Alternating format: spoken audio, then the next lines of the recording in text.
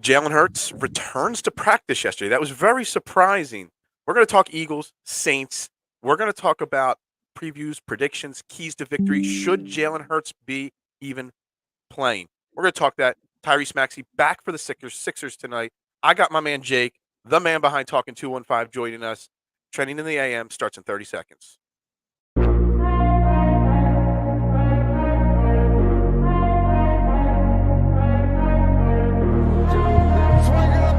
Holding, gets around in front. Joel Embiid intercepted. And Philadelphia has it.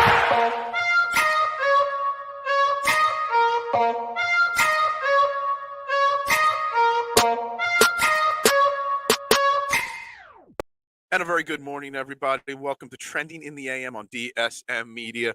We're live, as always, Facebook, Twitter, Twitch, YouTube. You know the drill. Like, share, retweet, follow on all social media platforms. But make sure you do me that favor and hit that like and subscribe button on the DSM Media YouTube page. I would greatly, graciously appreciate that. We're at 695. We are 5 away from 700 now. And that just means that I'll be bitching and moaning to get to 800 and then 900 and then 1,000 after that. Today, we got my main man, Jake from Talkin215, joining us. He doesn't get a chance to come on the show often in the morning because of work. So I'm really excited to have my man Jake here. Jake, good morning. How you doing? Oh, I'm doing very well. Thank you so much for having me. No, it's great to be on. Like you said, I'm usually have the pleasure of tuning in while I'm at work, but off on the holiday season. So I was excited when you posted that you were looking to have some people hop on with you. Yeah, absolutely. And just to forewarn everybody, yesterday, shoddy Wi-Fi here. I'm still coming from sunny Orlando, Florida. The Wi-Fi in the house, it's working this second, but 2 seconds from now it might not be. And then 3 seconds later it might be again. So bear with us. We've got lots of great content coming. You just got to handle a little lag here or there, just so you guys know. So Jake, you're doing great work over there at Talkin215. And if you guys aren't following Talkin215 and listen to their podcast, you guys absolutely have to. They do great work. But the thing that you've really gotten me this last month or so is because the injuries have been piling up. And you've got an on-call doctor that you bring on for special shows when people are injured.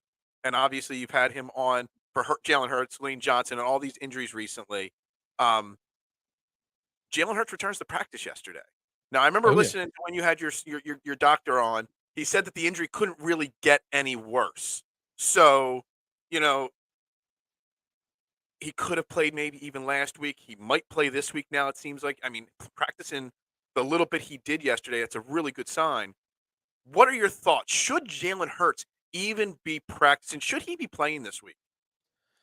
I certainly think that there's really no problem in practicing. I trust the great doctor that we have over from Delaware Orthopedic Specialist and his expertise as he's shoulder expert in sports medicine. And what he was saying with that XSC joint, it's similar to what Dallas Goedert had minus the fracture, where Jordan Mailata earlier in the season had a shoulder injury, and that was more of almost a dislocation that quickly popped back into place that needed just a little bit of rest. This is more of a pain tolerance injury. And so if the player is coming up to you and saying, hey, shoulder feels really good, and they already took the scans and everything, it's more of all right, let's get you out in practice and see how you do. So I think that was the first step. I think he came to the coaching and medical staff yesterday and said, hey, woke up, shoulders feeling pretty good today. I'd like to go out and test it out. And he's not on IR. There's no practice window. It's just, all right, great. Let's get out there and see how you feel. And so do you think it's going to be like that? Like, so today when they go through their practice today, it's just, how do you feel today? Good. Okay, let's practice. And he might feel good yesterday and today. And then is there a chance you think that he might just wake up on Sunday and be like, yeah, no, is that kind of, it's just going to be a day-to-day kind of week-to-week feel till he's back to 100% by playoff time?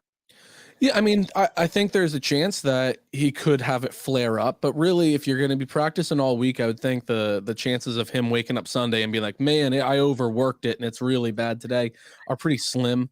You're going to have a pretty immediate reaction, following the days of practice rather than just have an overexertion that leaves him unable to play on Sunday. I think today is going to give you the best idea. And then, of course, they have to give out their official questionable, doubtful out on their injury report today by rules of the league. And you really can't lie on that, or you can face serious fines and everything. A lot of people are like, oh, just list him as questionable, even if he's going to be out. You really can't.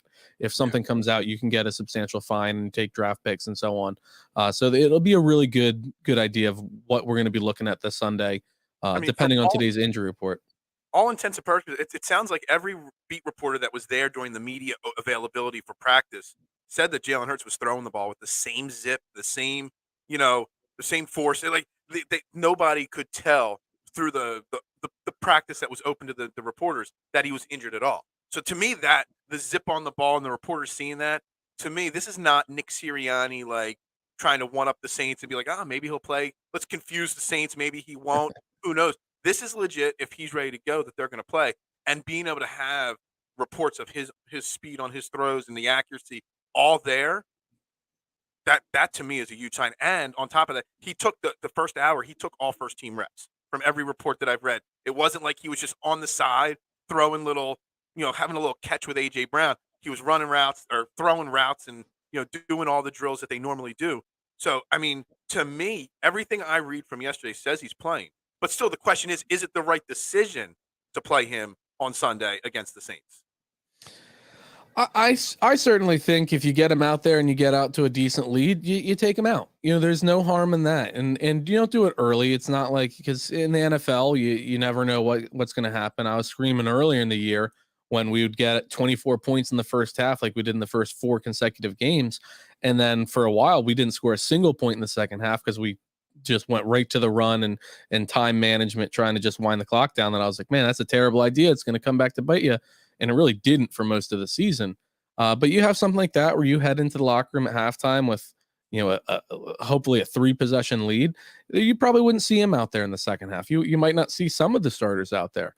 But right. The Saints have got to be terrified. I mean, look, this guy is his 3rd year in the league. In his first 2 years, first year, he only had 1 great game, and that was against the Saints. And then last year, how many clips did we get of him breaking ankles, of Jordan Mailata tossing Cam Jordan just to the side? I mean, that was a highlight game for this Eagles offense. And so they've got to be shaking their boots thinking, man, if we're going to we thought we might be able to get out with a Gardner Minshew game here, even though he put up 302 passing, 1 rushing. And now they're getting their kryptonite Jalen Hurts out there. It's going to be a rough day, but I certainly see no problem with him starting Sunday. And you just short leash, pull him out. Here's the other part of it, because I've always talked about, like, Jalen Hurts, the runner, you're going to always have this risk of shoulder injuries or, being banged up, ankle injury, but you don't want to take one of his best features away from him. You don't ever want to stop him from being a running quarterback. We've tried that too many times over the years, turning Donovan McNabb into a pocket passer. And that just not, you don't want to do that. But with this injury, the playoffs so soon, I would hope that Nick Sirianni and Shane Steichen are devising a game plan. If Jalen Hurts is out there, you don't want to stop him from being him, but you do got to kind of, to an extent, protect him. Do you have confidence? Like the Saints, let's be honest, the Saints are a much better pass defense than a rush defense. So you're going to want to run the ball against the Saints. When we play those kind of teams, sometimes Jalen Hurts leads the team in rushing. We don't want that this week if Jalen Hurts plays. So are you confident that these coaches can devise a plan and keep him to an extent safe this week if he plays? I would love to answer with an emphatic yes, but we saw the game that he got injured in, and that was some of the dumbest coaching I've seen from an Eagles staff all year long. I mean, it is freezing cold, which everybody knows. You're outside in the cold. The ground's harder. Your bones are, your muscles are tighter. Your bones are hurting, and they sent him out there 17 times. And whether it was a truly like an option play or anything, I don't care.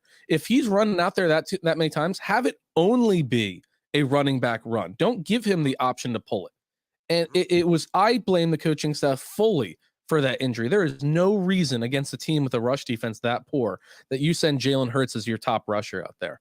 And I'm hoping that was a smack in the face that says, hey, we can't do that again, especially with him already being banged up. So I do, at the end of the day, I do feel very confident that they're going to say, hey, if he does play, and we do need to run it a fair amount. Sure, he may run it a couple of times, but they're going to be really drilling into his head. If it's not a situation where you have to get those yards, a 4th down, a goal to go situation, just take the slide, get down, avoid the hits. Protect and then other than that, just going a lot to Sanders and Gainwell. If he cannot play, I mean, we're going to get into the game specifically in a second. If he cannot play, did you see enough from Gardner Minshew last week against the Dallas Cowboys that you'd be confident? Because I want this win this week. I know next week we can still win it and lock it off. I want it done now.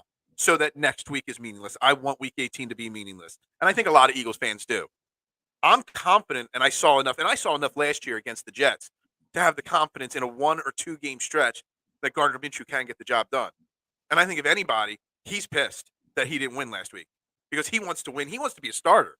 And that mentality of his, I think in his mind, he's hoping Jalen Hurts isn't ready to play because he wants to start and he wants to be out there. I'm confident that he, against this Saints team, can get the job done. Oh yeah, if he's playing, I'm going right back to DraftKings like I did last week, and I'm putting the over on the Gardner Minshew passing yards and passing touchdowns. I was a money line win away from cashing in on a big one, and I have all the faith in the world in him. I was 1 money line away. Hey, I'm in my fantasy football. I'm one of my fantasy football championships. Hey, there you go. It's funny one I'm in, and Jalen Hurts is my guy. He's been my starting quarterback the whole year. And I'm in to the semifinals last week. I'm like, well, what do I do? Instead of picking up Tom Brady, who was available, or some of the other quarterbacks available, I picked up Gardner Minshew, and that definitely worked.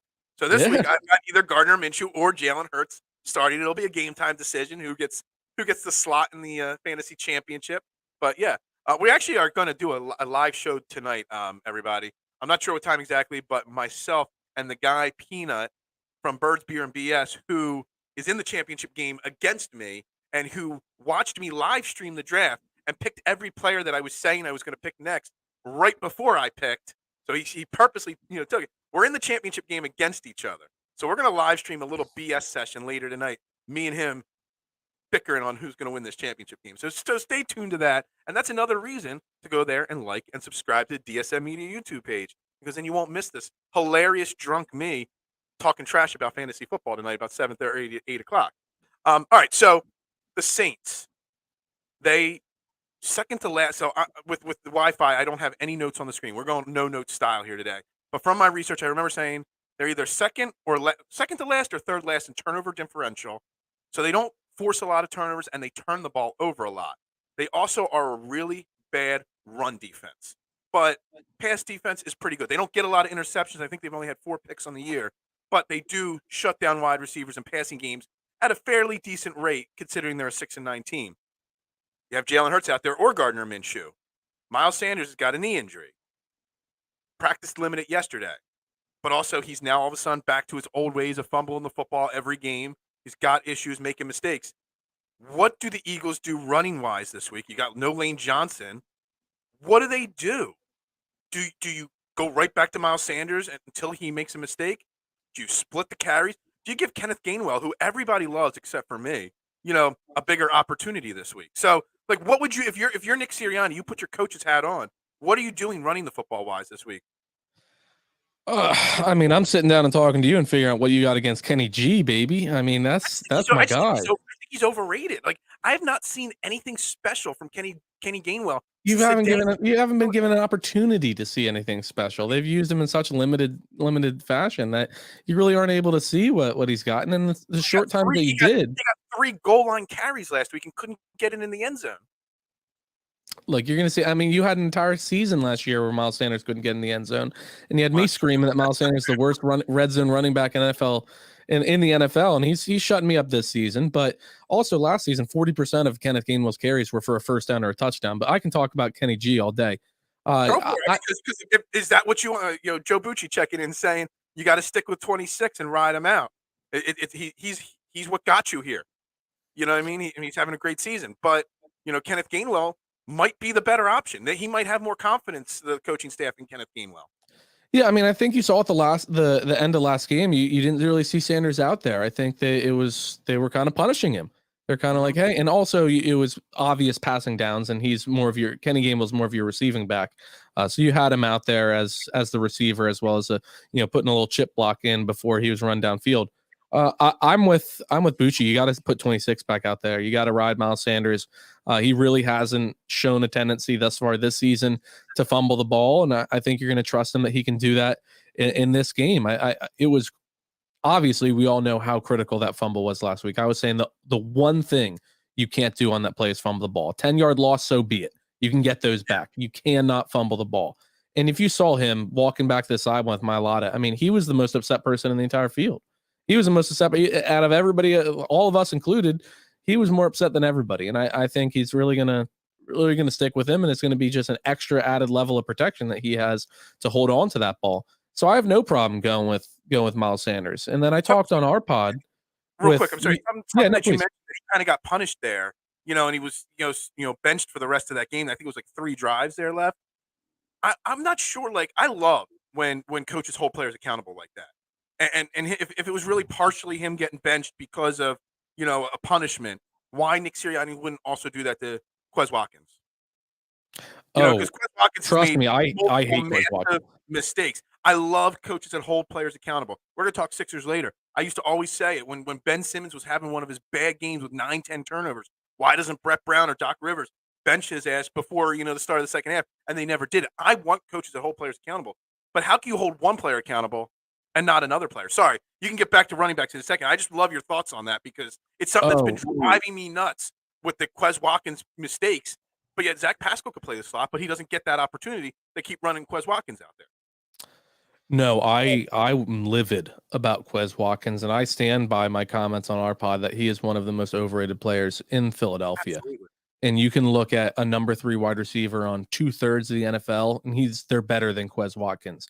People just love the 6th-round pick. They love that he's fast. Every year, there's a reason that he'll excel. Last year, he's the number 2. He's going to do great. I mean, he was okay. But we said it on our pod. You took Devontae Smith out of that wide receiver room, and we had the worst wide receiver room in the entire NFL. This year, he's the number 3. You kidding me? AJ, Devontae taking the 2 top defenders. He's going to be feasting. He's been terrible. Mm-hmm. And then you have... he's literally been a massive part of multiple losses this year for us. Oh, yeah. There's a direct correlation. Yeah. There's a direct correlation between Quez Watkins turnovers and Eagles losses.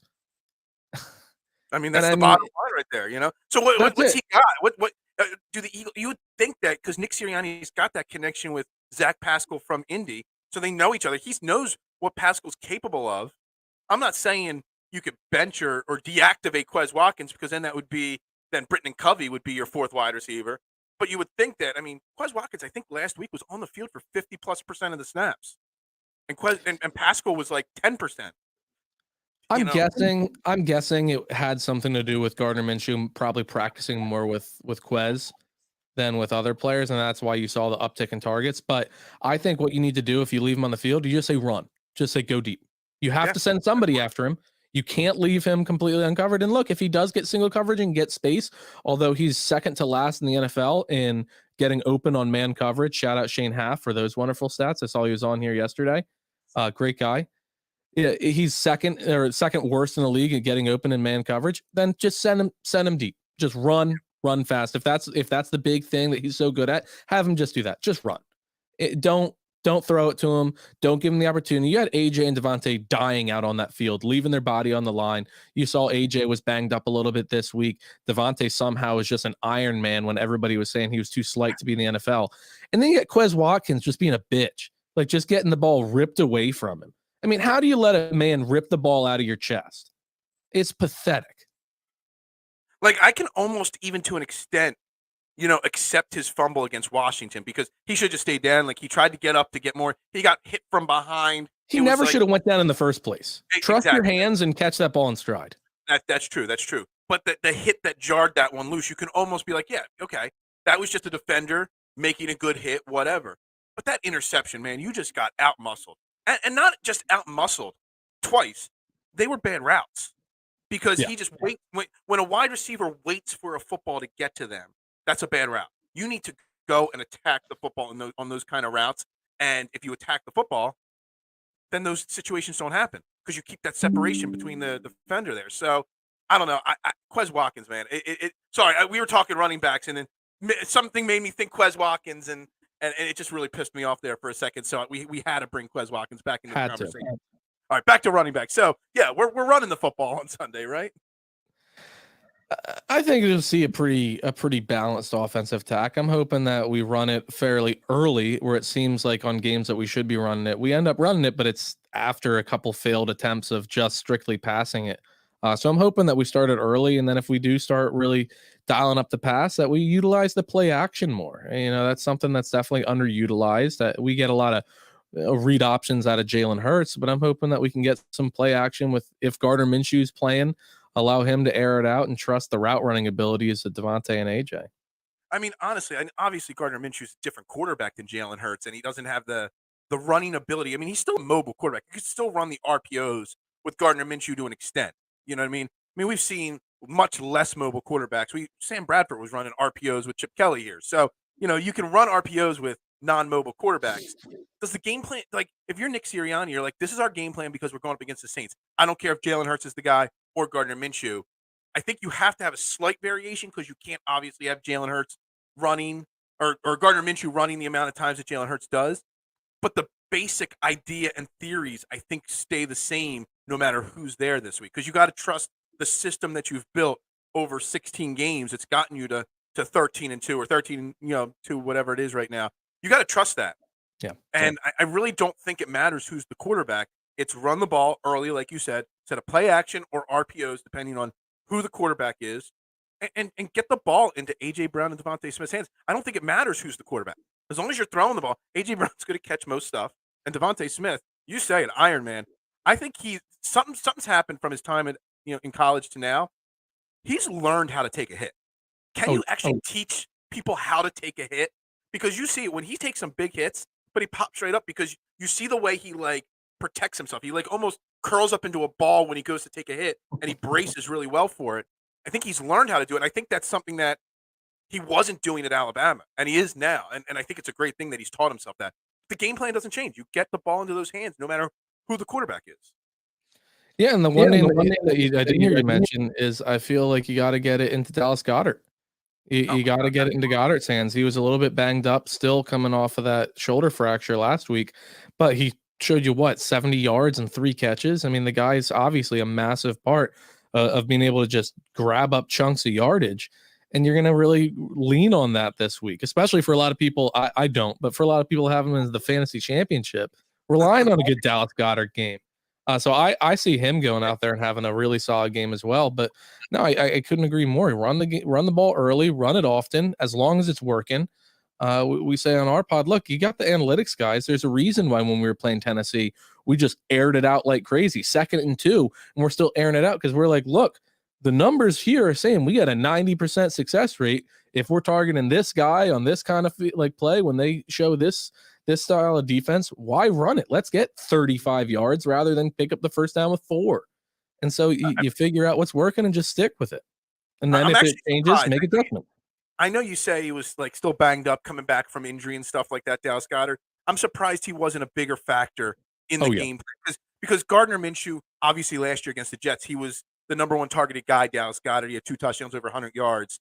And if he was banged up as much as, like you say there, do you realize that Dallas Goedert was on the field for 97% of the offensive snaps last week? 97%. And Quez Watkins got 6 targets.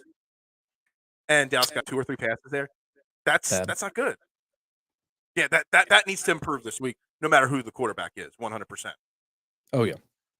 All right, so keys to victory. If you had to put your thumb, and honestly, like I said, my keys stay the same no matter who the quarterback is.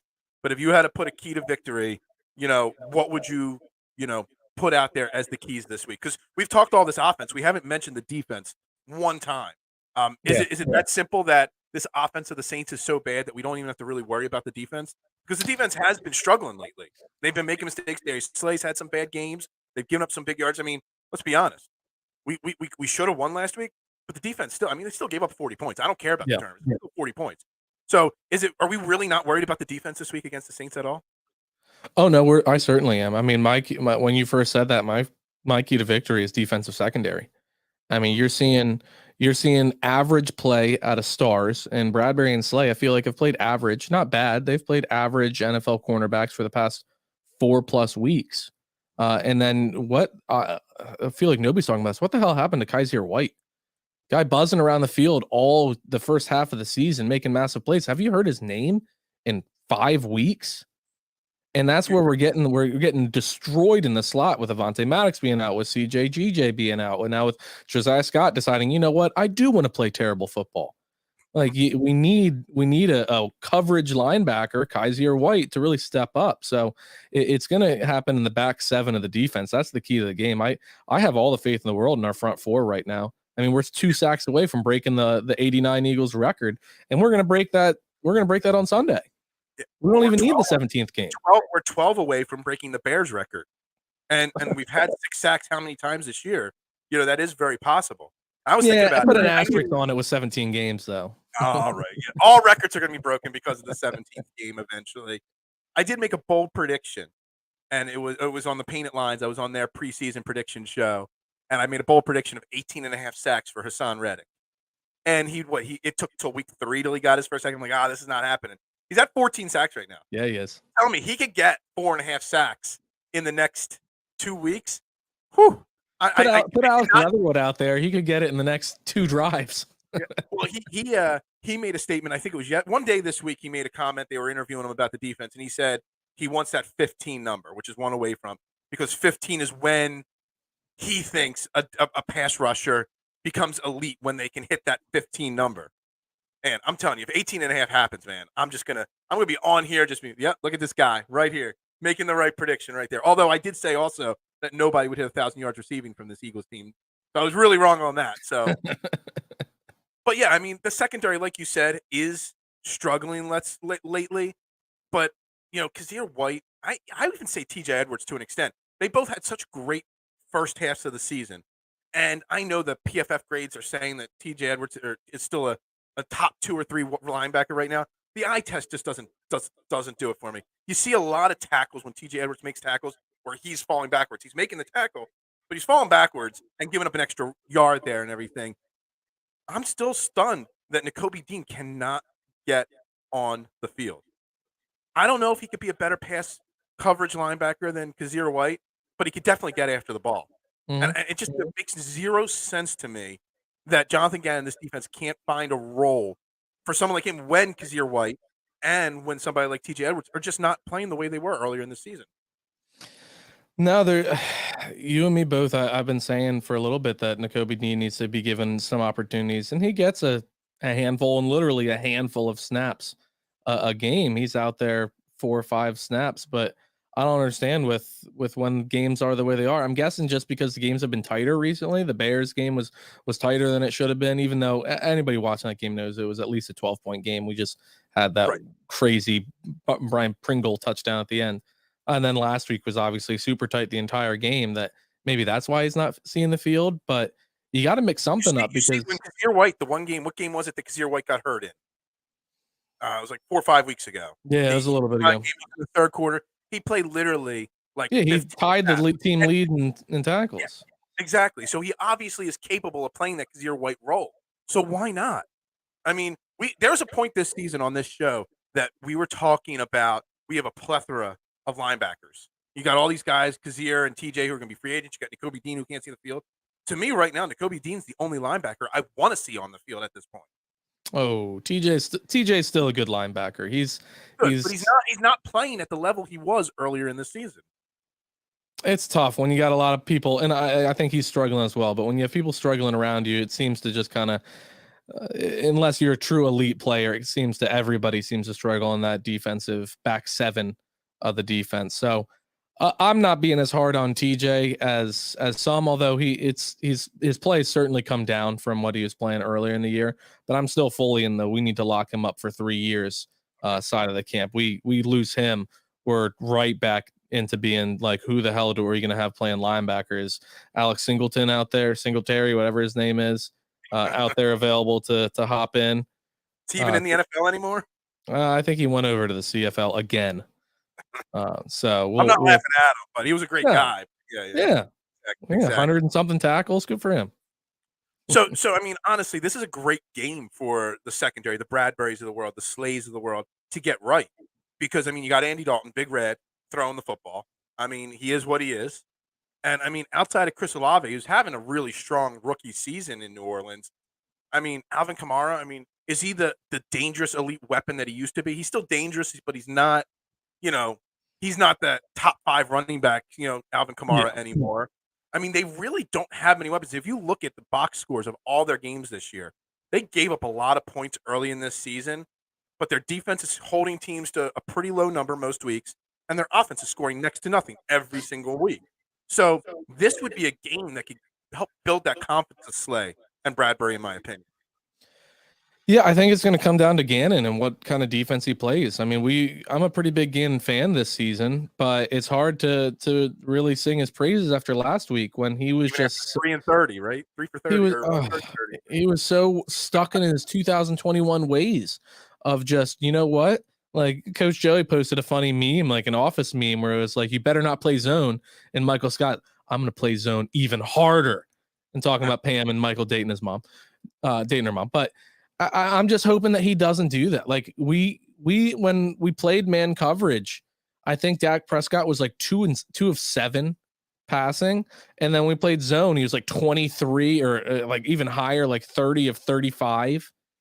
And there's just no reason. We got these 2 outside corners that can lock people up, put them on an island. Justin Jefferson, you name them, and they're winning these battles against subpar competition. And we're just giving him all these intermediate passes. And then he sings the whole, hey, no X-play defense. And whether it was a good play call, it was just terrible execution by Josiah Scott. But we gave up the 3rd and 30. Again, like it was a very good play call. Everybody except for Josiah Scott was doing their job. There's no reason for him to undercut that route like that.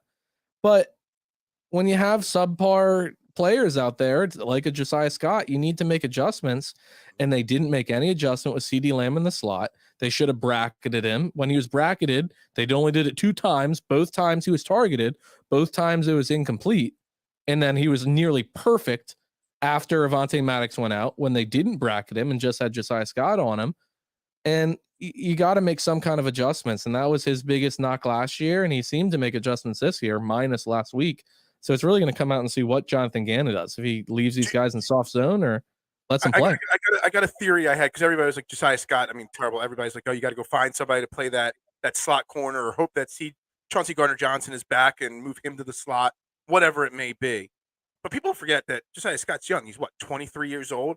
I'm confident for the most part, and this goes with Jack Driscoll as well, because people were saying we moved Mailata to right tackle and Driscoll. I mean, these guys, a lot of the injuries, we've been a lot more injury prone than people realize this year. We've had a lot of guys go down this year. People think we've been healthy this year. We haven't. It just hasn't been like 2020 bad, but it has been bad. But it seems like some of these guys, when they come in mid-game, they might not be ready. But almost every guy that's had to fill in the next week has been ready, because they've gotten them ready in the week. So I'm thinking Josiah Scott this week will perform better because he's had a full week playing as that starting slot corner. He's going to be better prepared. I'm confident. You can't do worse. Yeah, I mean, I'm confident that they're going to get these guys prepared. And again, this offense that we're facing in the Saints, it's not the Dallas Cowboys offense. You know what I mean? And again, the Dallas Cowboys, just a reminder to everybody, they did win last night, but Dak Prescott 3 more turnovers. Just want to remind everybody. It's almost like I need a tracker on the bottom of the screen of Dak Prescott turnovers.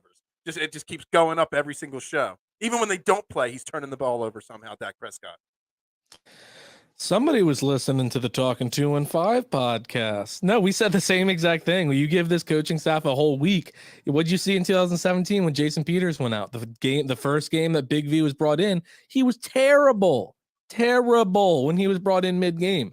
And then for the entire Super Bowl run, which you're going to be seeing the best of the best in the postseason and the Super Bowl, he was fine. Yep. He wasn't a world beater, but he wasn't a problem. He wasn't a liability. And we're really going to doubt Jeff Stoutland, the best position coach that the NFL has ever seen. Just give him a gold jacket right now. Oh yeah. As far as Driscoll goes, I've been a big Driscoll guy since they drafted him, and he just couldn't stay healthy. I thought they got a steal of a guy that can truly play every position on the offensive line outside of center. We've seen him fill in at nearly every position. I think in college he did fill in at center at some. I remember when they drafted him, the full 5 guy. Yeah. And when Lane went out his rookie year, he was asked to play at least 4 games, if I'm correct, and he played well. He played really well, and he's had the injury bug bite him, and he's healthy so far this season. Give Jeff Stoutland a week to get him ready. He's not going to be a liability at all. He's going to be fine out there. Nobody can be Lane Johnson, but he's going to fill in fine. Josiah Scott, same kind of situation. The first game that he was brought in with injury earlier in the season, he was terrible. Last week when he came in mid-game, he was terrible. And then we said on the podcast in the couple weeks in between when Avonte Max was out, we're like, hey, you know what? He's not playing amazing. He had that one off the helmet interception. That's great. But other than that, like, he's playing fine. And I hate to admit it, but I think you're right. I think he will be more prepared. Like I said, he can't be worse. Yeah, well, But we've already had exactly this thing happen with this same player in this season. Earlier, when Avonte Max went out, he was terrible when he came in to fill in for the rest of the game, and then he was fine for the next 3 weeks. All right, we're going to take a quick pause in the action here. Today's show is brought to you by Gents Barber Lounge. Check out one of their 2 great locations, Fishtown and Old City, and book your appointment today. They own the craft and it shows. Rated the #1 barbershop on Yelp in the Philadelphia area. Able to handle any style cut, adult or kid. Check out some of their great work right here.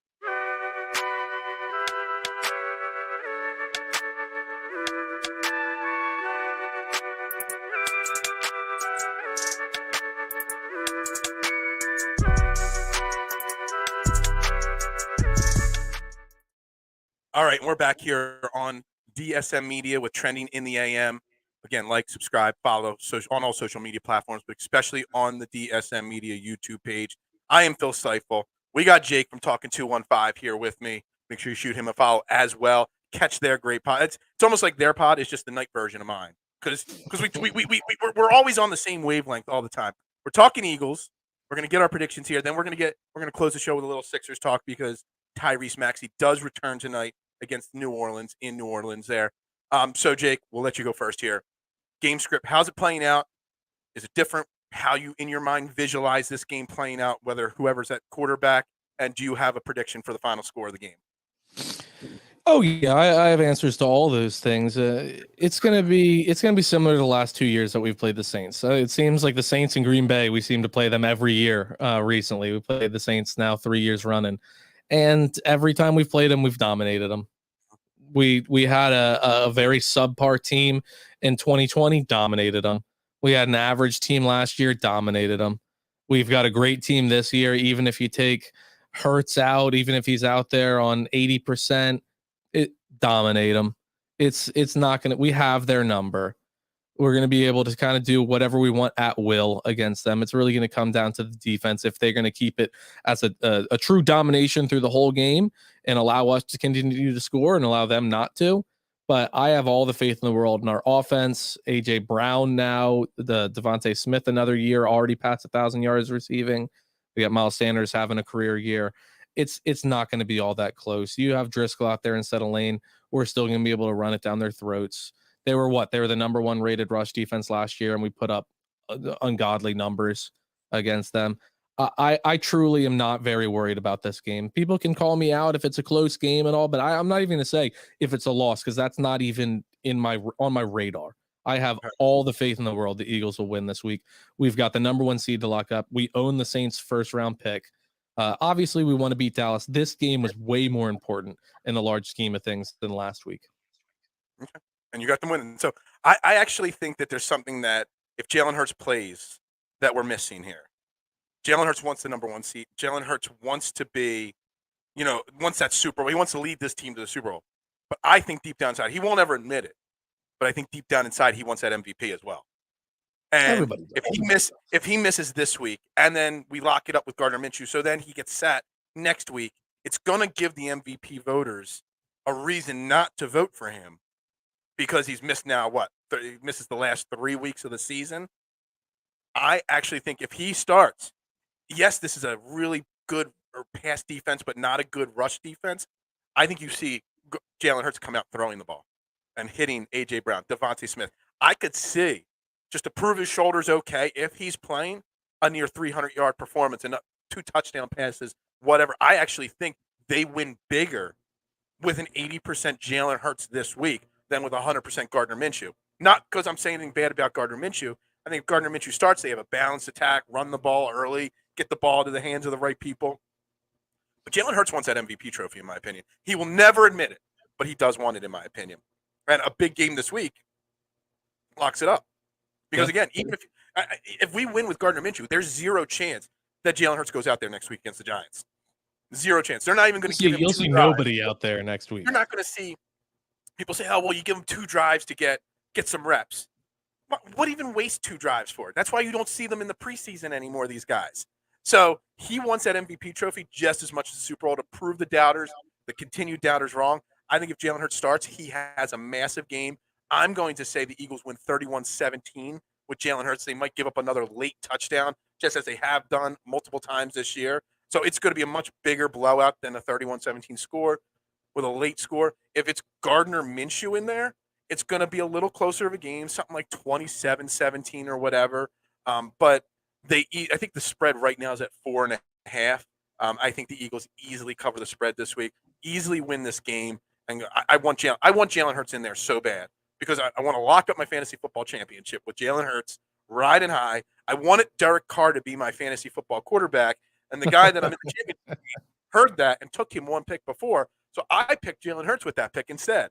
And I think it's worked out pretty damn well for me, Jalen Hurts over Derek Carr. So, and he still made the championship. But Jalen Hurts, Derek Carr's on his bench. He's not even using him right now.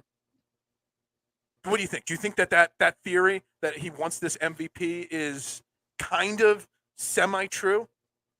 Oh, yeah. I think any player would lie to you if they say it wasn't important to him. I mean, look, I think it's less important to him than some people in the NFL, than most in the NFL even. But you'd be lying to yourself and to others if you said that it wasn't something that you'd like to get. Like, obviously, his main goal is the Super Bowl, but everybody would still love the recognition of being the best player in the NFL, the most valuable player in the NFL.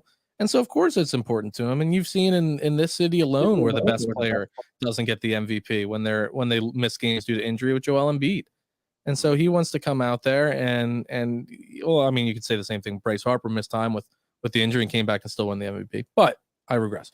He can go out there and ball out and lock up. Well, you can't lock up anything, but really cement his position to be MVP with a great performance. And he's got to do that if he's out there, if he wants to have any shot of it. We could still win that game. But if he doesn't go out there and perform at a ridiculous, absurd level, unfortunately, the MVP probably won't be his to grab, even though anybody really that watches the game sees that he is the most valuable player in the NFL. It's just there's such a big narrative around there that he's not that. That I feel as though it's gonna taint the voters and allow them to go a different direction. I'm also a little biased because I do have an MVP bet placed from before the season at 22-1 on Jalen Hurts, so I do want him to win it for that reason as well. So that would be a nice little ticket to cash right there if he does get the award. All right, so that's enough for the Eagles here for a second. Jake, Tyrese Maxey back for the Sixers tonight. They're in New Orleans. Their 8-game win streak was just snapped in a tough loss the other night against Washington, which I never really got to talk about on the show. But for some reason, we struggle against Washington. For some reason, we really struggle. We're 1-2 against them. Porzingis, the unicorn, he's always going off against us. Even Bradley Beal didn't even play well, even the whole game there for Washington, and we still lost. Yep. But tonight, we get the team, our full complement back. And I want to get your thoughts on this because it's something that in my mind and on this show, I think I have flip-flopped about like 17 times in the last 2 weeks because there's a lot of talk Doc Rivers bringing Maxey off the bench, limiting his minutes at first. And I don't know. At first, I'm like, no, you put Maxey right back in the starting lineup. That's where he belongs. He's one of your best players. And then I'm like, all right, well, he improves the bench by putting him on the bench. You get that score off the bench. Then I'm like, no, hold on a second. What am I saying? Maxey is one of your 3 best. He might be your 2nd best player when he's healthy. What should Doc Rivers be doing with Tyrese Maxey tonight when he comes back here for the Sixers? We should hope that what happens tonight is the exact opposite of whatever Doc Rivers wants, because Doc Rivers is a moron.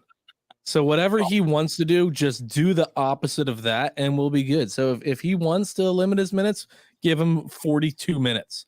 If he wants to just have him start there, no, you should probably dial it back. Look, it's a tough call. I mean, you've seen DeAnthony Melton fill in very well in his absence. You've seen Shake Milton step up and perform very well. You haven't seen PJ Tucker do much of anything other than play very good defense. I know he's dealing with a hand injury. Really, with now Maxey coming back, maybe obviously they play 2 different positions, but that's another player added to your whole roster there. Maybe knock him just out for a couple games and let him fully recover for whatever he's dealing with. That's not allowing him to score any points whatsoever and really just play defense out there.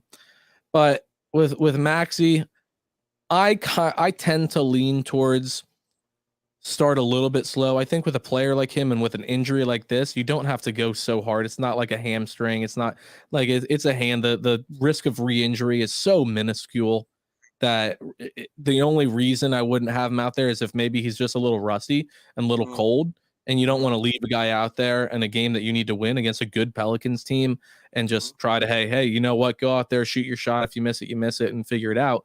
You kind of want to you want to pull him out of there when he's not hitting early. That's the only reason I wouldn't play him at a full minutes. I see no reason to not have him a full go. It's the risk of re-injury is nothing. Yeah, I agree. You actually bring up a really interesting point about, maybe you start Melton, Harden, and Maxey, and you run that 3-guard. I mean, D'Anthony Melton, he's not big, but he's long enough and a good enough. Maybe he can guard the 3 on the court. He's a great defender. He's a fantastic defender. I love him as a defender. But if you're not going to have PJ Tucker out there, you start all 3 guards and you go with that 3-guard lineup. It's not ideal, but it's not the most insane idea in the world. Doc Rivers has definitely done crazier things than that. And, I love your comments on Doc because I don't know if you realize I'm like one of the biggest anti-Doc guys in the world. Can't stand the guy. He is the only reason why. I really feel like if we don't win a title this year, which we're not probably, but if we don't, it's going to be his fault. Because of the way he manages his team. So, and his rotations and stuff like that. He's the biggest choke artist in NBA history. Yeah. The fact that he's, top 10 coach of all time? It's one of the most ludicrous things I've ever heard of. Ludicrous. He's not even close. No, not at all. Anyway, I really think that Maxey does need, even if you don't go with the 3-guard lineup, I really think I'm falling on the side of you need to put him in there with the starting lineup. Even if you're going to put him on a 20-minute, 25-minute, at first kind of pitch count, you need to start developing again, because it seems like all we ever do is develop chemistry with this team. It's all we ever talk about. You got to start working on that Harden, Maxey, Embiid chemistry. You really do, because we're now into late December. It's going to be the new year. Actually, today's the 30th, man. If you haven't finished your New Year's resolutions, you better get to them, because there's literally like 36 hours left to finish. Got a lot of weight to lose. Yeah, a lot of weight. I got to lose 97 pounds in the next 36 hours, and that's not going to happen. I just got a leg amputated. Yeah, just that might be the easiest way to do it. The trade deadline's right around the corner, and this team, there's not a lot of big trade. Everybody wants the big trade. The big trade's just not going to happen. But they're going to have to.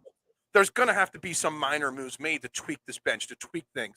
You need to see what you've got with Maxey, Harden, Embiid, and Tobias Harris, so you know what pieces you need to put around them, what Daryl Morey needs to do to tweak the roster, how to get rid of Daniel House. I don't know, but you got to find somebody better.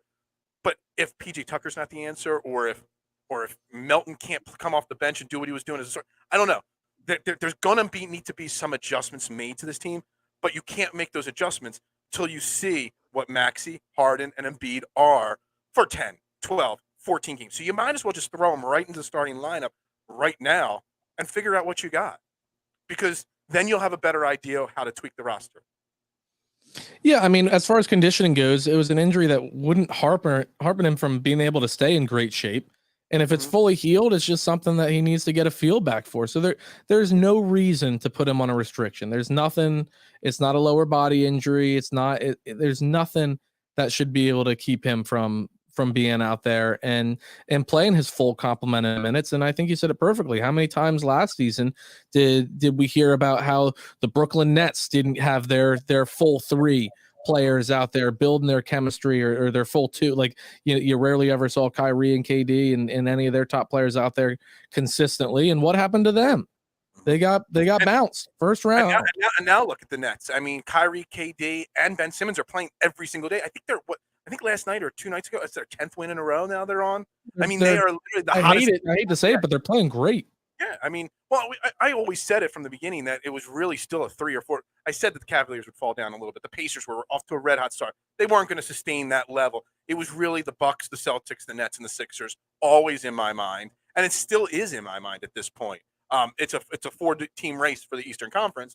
Problem is, we need to see. I truly believe with the right coach here, a Maxey, Harden, and Embiid trio is good enough to compete with those guys. The problem will always be Doc Rivers. That'll always be the bottom point. But I've also talked about Maxey, Harden, and Embiid are so good, they might be able to win despite Doc Rivers. Because Joel Embiid is playing for every year he loses that MVP trophy. He gets better the next year. He's playing his best basketball again. And I've said that last year. I said the year before. I keep saying, he's playing his best basketball now. So they won 8 games in a row, and everyone keeps telling me, well, give Doc credit. Give the Sixers some credit. I'm like, I can't give Doc credit. Of him. They're winning despite of him. And when you get Tyrese Maxey back, they're just that much better. But again, they're going to have to win despite of him if they're going to compete with – if right now, the way the Nets are playing, would the Sixers even get to Game 6 in a 7-game series against the Nets? The way they're playing right now, the Sixers, and the way the Nets are playing? No. They probably get run out of the building in 4 or 5 games against the Nets right now. Probably. Yeah, I mean, it's that tough. So there's that. All right, so Sixers, New Orleans tonight. I'll try to find a stream somewhere down here in Florida to watch it. I'm not sure how, but I will find an illegal stream and watch it so I can keep up on it, guys. Real quick, I got you a few more minutes here before we wrap up the show. I'm pumped for baseball season because I'm always pumped for baseball season. The Phillies are my favorite thing in the world. I got my Phillies hat on right now. I read an article 2 days ago. Todd Zielecki, he did his 5 bold predictions for the 2023 Phillies. And when I read that article, I'm like baseball kind of, because of the Eagles and because of the Sixers, I just kind of pushed them off to the side for a little bit. But it re-energized me. And it got me, I'm like, all right, we got 90 days till first opening day. We got 60 days till pitchers and catchers report. I'm like, all right, let's get going. So real quick, as we close out the show, I know obviously you're a huge Phillies fan. You go to a lot of games as well. What are your thoughts on how they've done this offseason? I mean, obviously you got to be happy with the Trey Turner signing. Taijuan Walker, Matt Strahm, Craig Kimbrell. Where are you at with this Phillies team going into the start of the 2023 season? I really thought they've done a phenomenal job this offseason. I'm looking forward. We're having Ben Silver and Jack Fritz hop on here shortly to give a really Phillies offseason overlook. So definitely want to tune into that. But it's hard to be upset. I mean, the only move I really said that they needed to make that has yet to be made, but still have plenty of time, is unfortunately you got to move on from Rhys Hoskins. You got to trade him while you can. He's a guy that you can get something decent for a year before he's going to get $20+ million a year. There's not a really spot in the lineup for him right now. You got Bohm playing his best baseball of his career last season, and move him over to first, or put Derek Hall out there whenever you're facing a righty.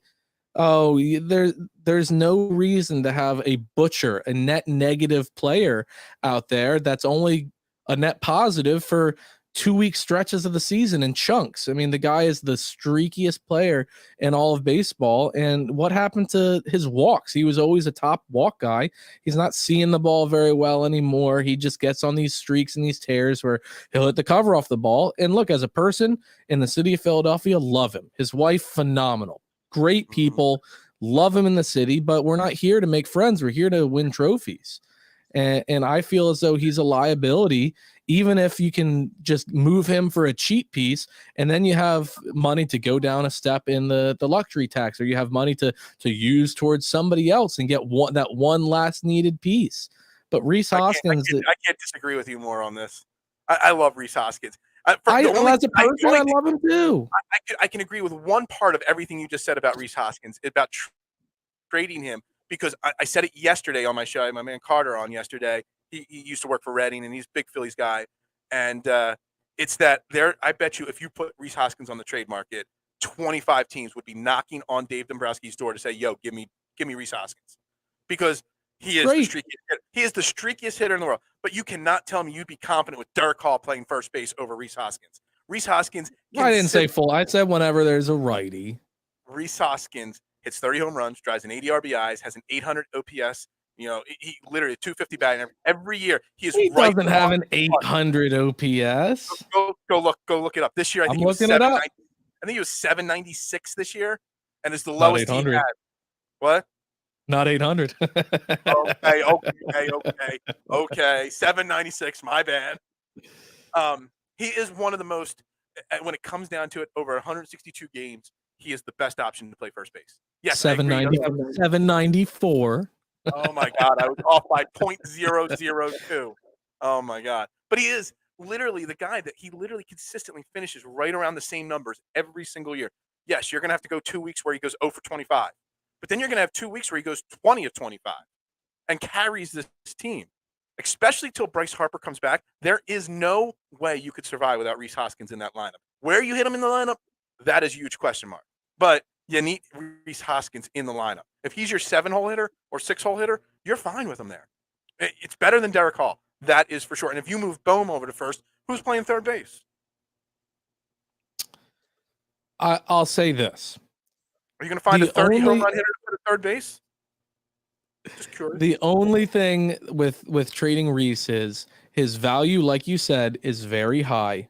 Mm-hmm. And I feel as though it's hard to, like, I don't think you make your team worse. You may not make them better, but I don't think you make your team worse, and it sets you up for more success now and in the future with saving that money. And we all know he's going to get big money. You have, like you said, 25 teams that would love to have him. He is not going to be here next year. So the only reason why I'd move on from him is if you can get, you said for anything, basically trade him for. No, I didn't say. I said for a solid bullpen piece. No, you got to get more than a solid bullpen piece for Rhys Hoskins. A very solid bullpen piece. Oh no, you can't give him away. No, you need to get something really solid in return from him.